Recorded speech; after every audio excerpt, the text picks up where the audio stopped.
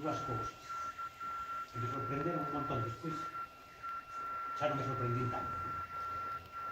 Sorprendeume que a él lle gustara moito Salif Keita, ata o punto de que foi a un concerto dele. Salif Keita tocou no escenario. Eso é algo que eu inventara, e despois vin que o personaxe real pois tamén lle pasaba, entón, bueno, é algo que me chocou bastante. Despois, se o pensas un pouco, pois é bastante lógico, ¿no? El albino, Salif Keita debe de ser o único cantante albino, polo menos que teña a fama que pode ter él, o sea que é bastante lógico que simbolizara, ¿no?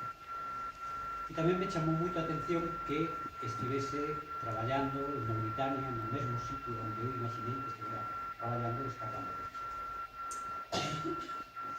Tamén, se o pensas un pouco despois, non é tan casual, porque é un pouco o punto de partida para os caminos.